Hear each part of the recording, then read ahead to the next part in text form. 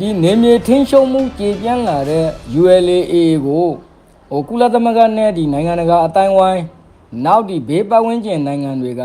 အတိအမှပြုပြီးတော့ဆက်ဆံဖို့ကြိုးစားလာတဲ့အချိန်နဲ့ဒီရှင်ကိတ်ပြီးတော့မှဒီလိုဒီနိုင်ငံရေးအောက်လုံးတွေ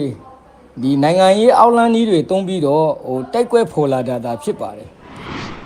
စစ်ကောင်စီကရန်ကုန်မြို့မှာကျပ်ဘီလီယံ100ခန့်တန်ဖိုးရှိတဲ့မူရစ်စေဝါတွေနဲ့အတူမူရစ်မှောင်ခိုဂိုင်းကိုဖမ်းမိတယ်ဆိုပြီးမတ်လ18ရက်နေ့ကထုတ်ပြန်ထားတာရှိပါတယ်။ပြီးတော့အဲ့ဒီမူရစ်မှောင်ခိုဂိုင်းကိုအာရခတပ်တော် AA ရဲ့စီးပွားရေးတာဝန်ခံကစီမံနေတာဆိုပြီးတော့လည်းဆွဆွဲထားပါသေးတယ်။အခုလိုပဲစေအုပ်စုက AA အပေါ်မူရစ်စေဝါနဲ့ပတ်သက်ပြီးမကြာခဏဆွဆွဲလေးရှိပါတယ်။ဒီဆွဆွဲချက်အပေါ်ရခိုင်အမျိုးသားအဖွဲ့ချုပ် ULA/AA ကတော့မူရစ်စေဝါကိစ္စ AA နဲ့လုံးဝမပတ်သက်ပဲစစ်အုပ်စုကစစ်ရှုံးနေတဲ့အချိန်မှာရှက်ရန်ရန်ထုတ်ပြန်တဲ့နိုင်ငံရေးတိုက်ခိုက်မှုဖြစ်တယ်ဆိုပြီးမတ်လ19ရက်နေ့မှာတုံ့ပြန်ထားပါတယ်။ဒါကြောင့်စစ်ကောင်စီရဲ့ဆွဆွဲချက်နဲ့လက်ရှိစစ်ရေးအခြေအနေတွေအပေါ်အာရခတပ်တော် AA ပြောရေးဆိုခွင့်ရှိသူခိုင်တုခကို People Spring ကဆက်သွယ်မေးမြန်းထားပါတယ်ရှင်။မင်္ဂလာပါ။အရင်ဆုံးမေးချင်တာကတော့ခုနကပြောထားသလိုပဲစစ်ကောင်စီကရန်ကုန်မြို့မှာ AA ရဲ့စီးပွားရေးတာဝန်ခံနဲ့ဆက်ဆက်တဲ့မူရစ်စေဝါတွေဖမ်းမိတယ်ဆိုပြီးဆွဆွဲထုတ်ပြန်ထားတယ်။ဒီဆွဆွဲချက်အပေါ်ဘာများထပ်ဖြည့်ပြီးတော့ပြောချင်ပါသေးလဲ။ဟုတ်ကဲ့ပါခင်ဗျာ။စစ်ကောင်စီရဲ့ဒီဆွဆွဲချက်ကတော့ဒီဟာကတော့ကျွန်တော်တို့နဲ့လုံးဝပတ်သက်မှုမရှိပါဘူး။စစ်ကောင်စီဘက်ကဒီလိုမျိုး ULA ပေါ်မှာဒီမတရားဆွဆွဲလာတာကတော့အခုတစ်ချိန်သေးမဟုတ်ပါဘူးအရင်တုန်းကလည်းပဲသူတို့တောက်ချောင်းနေပြီးတော့မှအခြေအမြင့်မရှိဆွတ်ဆွေးနေခဲ့တာဖြစ်ပါတယ်မြန်မာပြည်မှာဒီမူရစ်စေဝါကိုထိန်းချုပ်လောက်ကင်နေတာကဒီအကျဉ်းပြည့်ဒီ SAC ထဲကဒီစစ်ဗိုလ်ချုပ်ကြီးတွေနဲ့ဒီသူ့ရဲ့ထိန်းချုပ်မှုအောက်မှာရှိတဲ့ဒီပြည်သူစစ်အဖွဲ့တွေပဲဖြစ်ပါတယ်ခမရတို့လည်းတွေ့မှာပဲเนาะကြားဖြန်းဆိုလဲသူတို့စစ်ကောင်စီကစစ်ဗိုလ်ချုပ်တွေပဲလုံနေကြတာပဲမူရစ်စေဝါဆိုလဲသူတို့ပဲဒါထင်းချုပ်လောက်ကင်နေကြတာပဲဆိုတော့မြန်မာပြည်မှာဒီမကောင်းမှုဒုစရိုက်ဟုသမျှကိုစစ်ကောင်စီကထင်းချုပ်ထားတဲ့နေရာတွေမှာသူတို့စစ်ကောင်စီကဗိုလ်ချုပ်ကြီးတွေကဒီထင်းချုပ်လောက်ကင်နေကြတာပဲဖြစ်ပါတယ်ဒါကြောင့်မို့လို့ဒီကိစ္စတွေကကျွန်တော်တို့ ਨੇ လုံးဝဆက်ဆက်ပတ်သက်မှုမရှိပါဘူးဟုတ်ကဲ့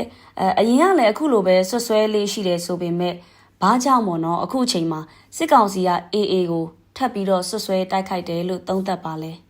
တစ်ဖက်မှာဒီစစ်ကောင်စီဟာသူ့ရဲ့တပ်ရင်းတပ်မဗျူဟာစခန်းတွေနေမြေတွေတစ်ခုပြီးတစ်ခုဆုံးရှုံးလာတဲ့အချိန်မျိုးမှာဒီနေမြေထင်းရှုံမှုကြေပြန့်လာတဲ့ ULA ကိုကုလသမဂ္ဂနဲ့ဒီနိုင်ငံတကာအတိုင်းဝိုင်းနောက်ဒီဘေးပတ်ဝန်းကျင်နိုင်ငံတွေက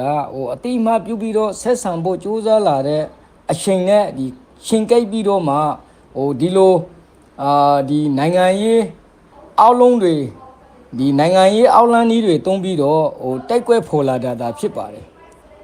ဒါကြောင့်မို့လို့ဒီကိစ္စကကျွန်တော်တို့ ਨੇ ဘာမှဆက်ဆက်ပတ်သက်မှုမရှိပါဘူးသူတို့ဆွတ်ဆွေးချက်ထင်းမှာဖော်ပြထားတဲ့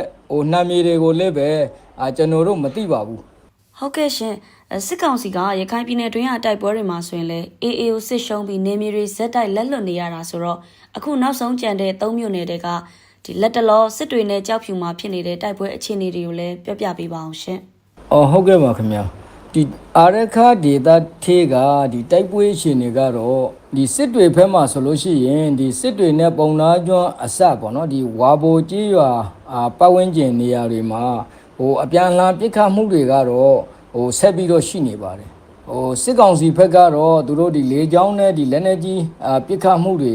တောက်လျှောက်ရှိနေပါတယ်ကြောက်ဖြူဘက်မှာတော့ဒီ